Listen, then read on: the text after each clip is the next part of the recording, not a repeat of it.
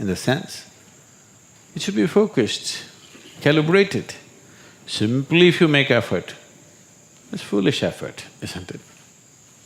Just labor is not going to get you somewhere. Right kind of action, the right timing, right place, all this is important, isn't it? So, for all these things to happen, you need perception and intelligence. So that's all you must do in your life. Constantly looking for ways to enhance your perception and your intelligence. Rest will anyway happen. This is one thing that unfortunately humanity is not doing. They're trying to become capable of something. Do not try to become capable of something. Just enhance your perception and intelligence. Can you see me right now, all of you? Can you see me? Just point out where I am. Use your hands and point out. Can you see me? Oh, you got it wrong. You know I'm a mystic. You're getting it completely wrong. Now, this light is falling upon me, reflecting, going through your lenses, inverted image in your retina, you know the whole story, right? Where do you see me right now? Within yourself. Where do you hear me right now? Within yourself. Where have you seen the whole world? Within yourself. Have you ever experienced anything outside of yourself? Everything that ever happened to you, darkness and light happened within you, pain and pleasure happened within you, joy and misery happened within you. Have you ever experienced anything outside of yourself? No. So what I am asking you is, what happens within you? Who should determine how it should happen?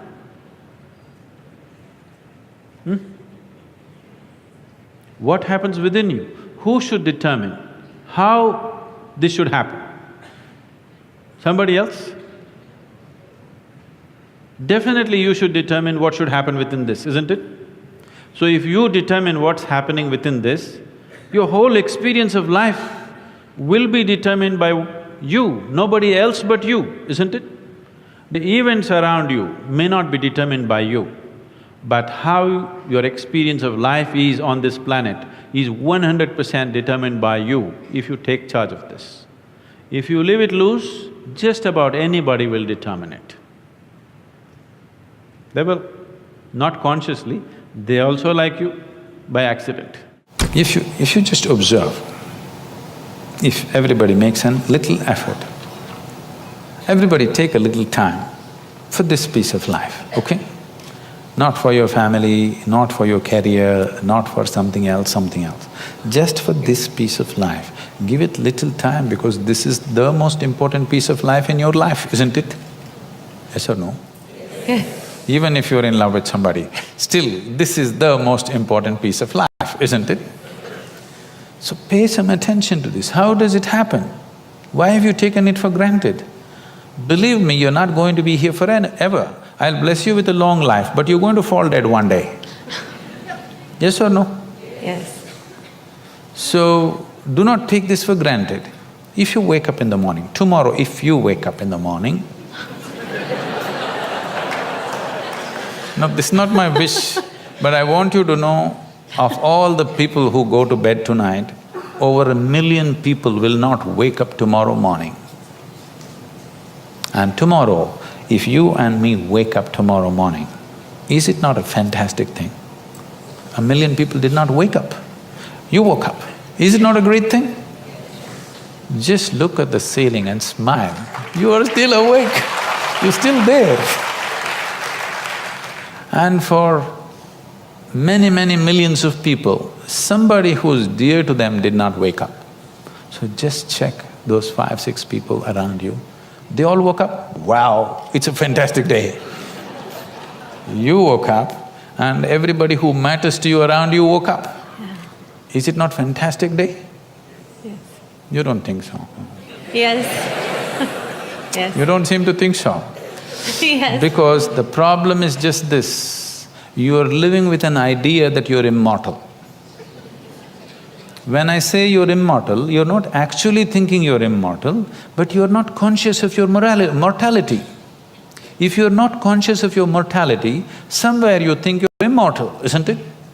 How many moments in a day are you conscious that you're mortal? If you were conscious, would you have time to crib? Would you have time to fight with somebody? Would you have time to do some rubbish with your life? If you knew, if you are conscious that you are mortal, you would do nothing other than what is absolutely needed for you and everybody around you. This one thing if you do, if you just remind yourself, you don't think this is a negative thing. Death is not a negative thing, it's the only thing which has added value to your life. If you're here forever, you would be unbearable. Yes, yes. Isn't it? Aren't we glad everybody dies one day? If you just become conscious of this one thing, that always you're conscious that I'm mortal. You don't have to think, I will die today, we don't intend, we want to live as far as possible. Just you know, one day I will die.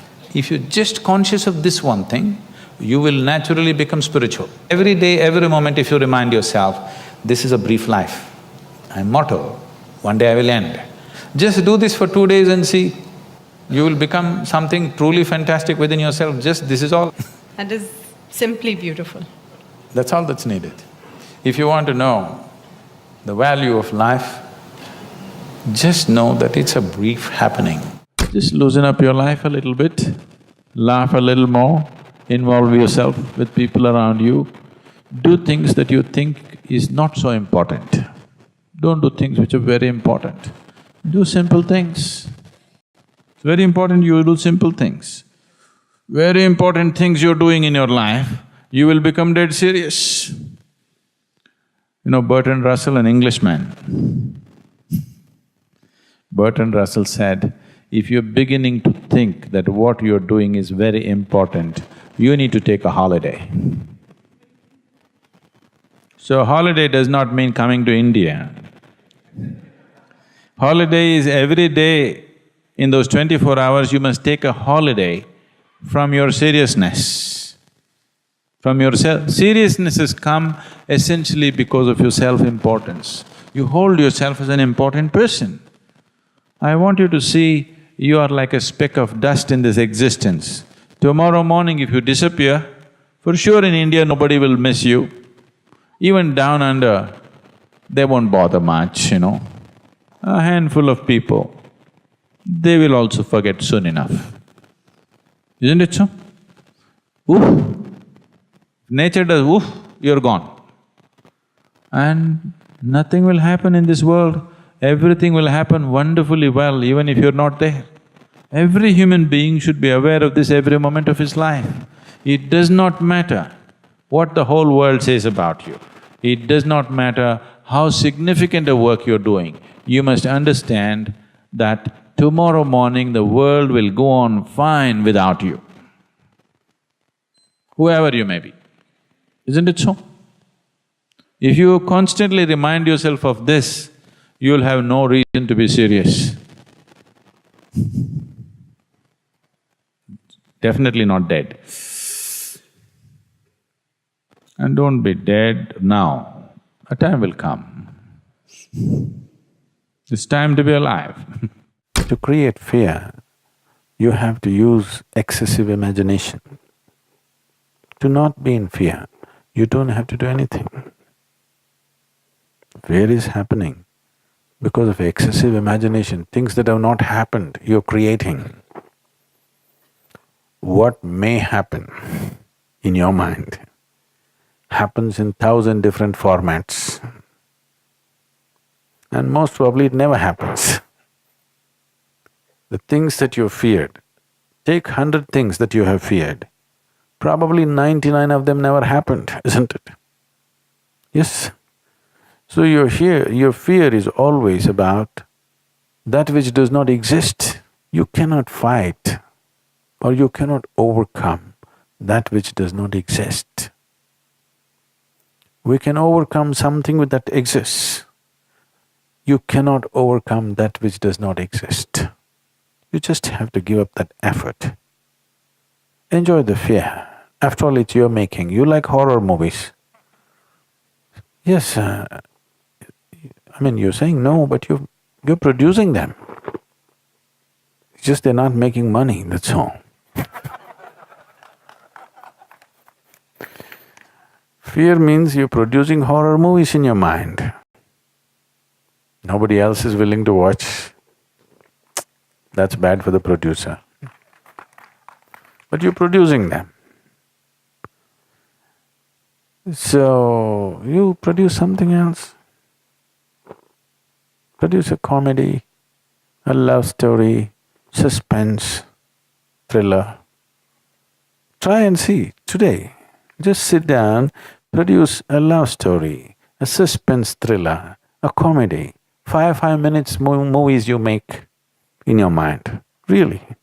Start using your mind differently. It's just gotten into your pattern. Just gotten into your pattern of just creating horror movies all the time. You have watched enough horror movies, they're boring. Create something else. Even it's not that if you produce these movies, those things will happen in your life. Still they may not happen, at least you enjoy the movie. In reality, it may not happen, so what? At least you enjoy what's happening in your mind, if you cannot enjoy what's happening in the world, isn't it? That much privilege every human being deserves, isn't it so? Even if the world is not kind to him, at least his own mind should be kind to him, should produce some nice movies. We are completely committed to one dimension of our intelligence which we call as the intellect, which is just the thought process. Thought can only happen with the data that you have gathered through 5 senses, which is very limited, one thing. Another thing is, the nature of data that the senses gather are only useful for survival process. The very nature of how you see things, how you hear, smell and taste and touch life is only relevant for survival process. If you wanting to know the life itself, then these instruments of perception are no good. Even what is light and darkness is a debate between you and another creature which sees darkness as light, isn't it? If you sit with an owl and start an argument as to which is light and which is darkness, it's an endless argument, but who do you think is right? Hello? If you're saying both, you're either in the diplomatic corps or you have a successful marriage. Some have both. You learn to say both, but which is the truth? What I see is the truth or what the owl sees is the truth? That's not the point, it is just that nature has opened up our sense perception as it is necessary for our survival. Accordingly, it has opened up sense perceptions for different creatures as it is necessary for their survival. But if survival is all you're seeking, this is good enough, the 5 senses. But once you have come as a human being, somehow survival is not good enough. If your stomach is empty, there's only one issue about food. But once the stomach becomes full, you have 100 issues going on. So the nature of the human being is such, no matter what you do, you want to be something more than what you are right now. And if that something more happens, something more, it's an endless pursuit. So somewhere, a human being is seeking a limitless expansion, but trying to do it with physical means. The very nature of physicality is a defined boundary. If there is no defined boundary, there is no possibility of physical happening in the universe. But now, a human being is longing for the boundless, that too in installments and through physical means. Through the boundary, you're trying to become boundless. The desire is fantastic, the method is hopeless. Because the moment you identify yourself with something, your intellect's work is just to protect that identity. If you… whatever the identities of nation or family or gender or race, religion, whatever, the moment you identify yourself with something, your intellect will only function around that to protect that. So, it is a certain type of prejudice the moment you're identified.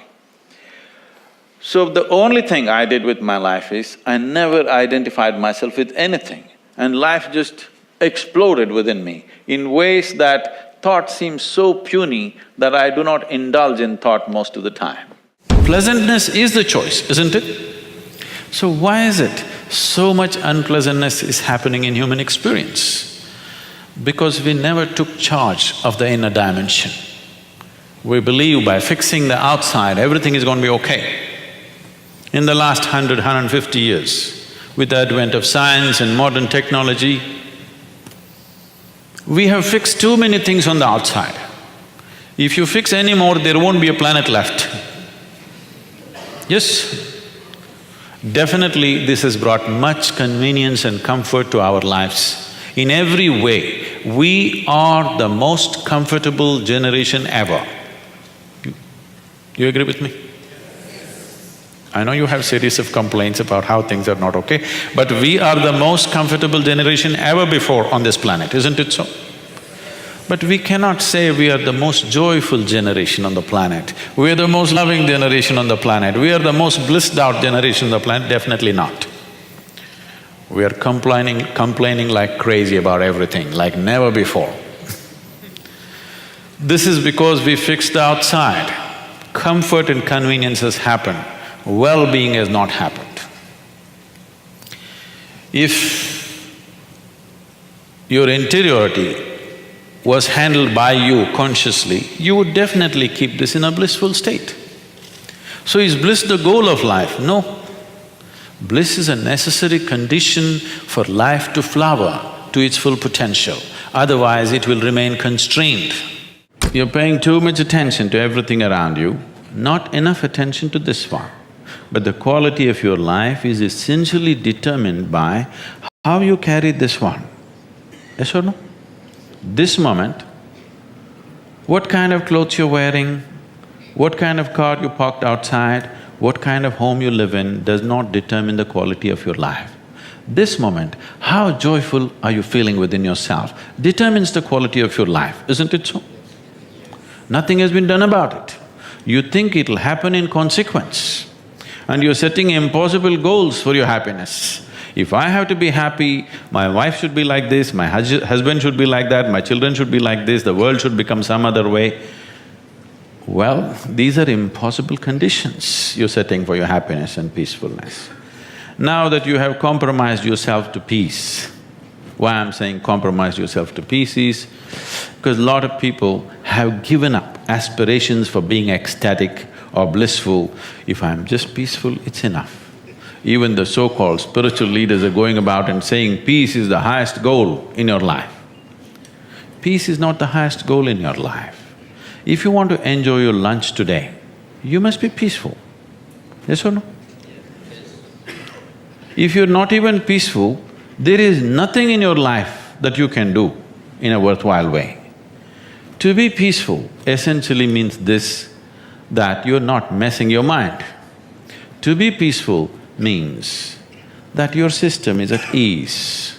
You know how to conduct your mind, you know how to conduct your emotions, your body and your energies. You are peaceful. It is not a rocket technology, it is the most basic thing. You have a dog at home, you give him his food, he sits peacefully. Maybe not ecstatic, but peacefully. Many times they're ecstatic also. Yes? If your dog is able to sit peacefully, oh, he doesn't have to run my industry. That's not the point, he's got his own stuff going.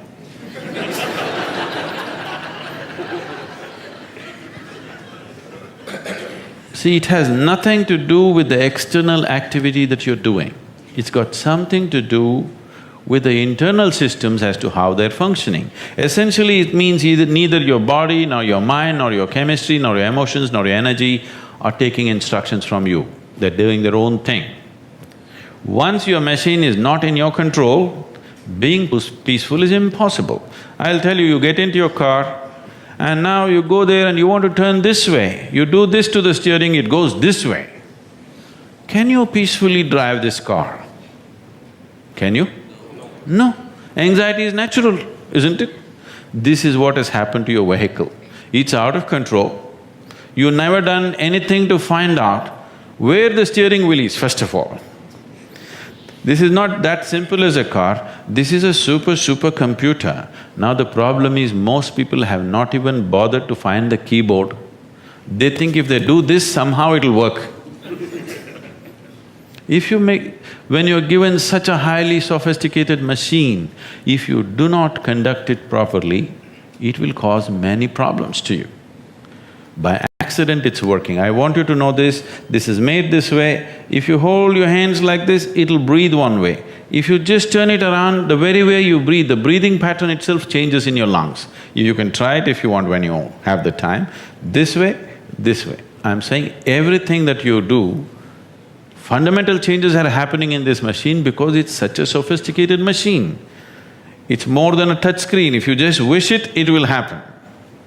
When you have such a sensitive and sophisticated machine and you are operating like a blacksmith, then being peaceful seems to be difficult. Peace is not the highest goal in your life, it is the most fundamental requirement. Don't ever set peace as the highest goal. If you do that, you will only rest in peace. You must see, to be peaceful is the first thing in your life, isn't it? If you want to do anything sensibly in your life, if you want to conduct any situation in your life sensibly, to be peaceful and happy is fundamental. Unfortunately, in many ways, not just in the way that I said now, in many different ways, I would say 70% of illnesses on the planet, all kinds, are self-created. Even if you get an infection, there is a way. If you keep yourself in a certain way, physically and mentally, the virus and the bacteria will not work the same way as it works upon somebody else. If you set yourself like this, no matter what's happening, anyway, I have to go and do this and this. There's no break from that. The last 29 years, I have not been able to cancel one program because I'm running temperature, I got a cold, I got this, I got that. It doesn't matter what's happening, what you have to do, you anyway have to do. You can't turn back on that. Either out of your commitment or you have a boss like that. One way or the other, if it happens, then you will see, you will not at all fall sick so often. Because if you have temperature, you still have to go. If it's summer, you still go, right? Now, a lot of people don't go. It's a little hot outside, they don't go and work. Little cold outside, they don't go and work. A little raining, they won't go and work. A snowflake, they will not go and work. This is just weather. So for every change in weather, if you have the comfort of covering yourself in a blanket and lying down, once you create that, your body will learn to fall sick as often as possible. If you just keep it this way, it doesn't matter what it is, anyway I have to go and do what I have to do, you will see your body will just bounce back as quickly as possible, even if it gets the worst kind of infections. So you just have to set the necessary conditions for health, necessary incentives for health, both for yourself and your children if you have them. Do not set incentives for sickness. I was speaking in Nashville a few years ago. I was just telling them a joke. In the joke, I referred to God as Him. Immediately a few ladies stood up, said, "Do you believe God is a man?" Whoa, whoa, whoa. I know where it's going. I was only telling you a joke. It doesn't matter, you said Him, do you believe God is a man? I said, I was only telling you a joke. It doesn't matter. So now there is an argument going around in certain parts of America. Is God a man or a woman? In India, we have no such problems. We have a man god, we have a woman god, we have a cow god, we have an elephant god, we have a monkey, we have a snake, we have flying ones, crawling ones, creeping ones, every kind. Because it's a very wise culture, we foresaw all the future problems that may arise.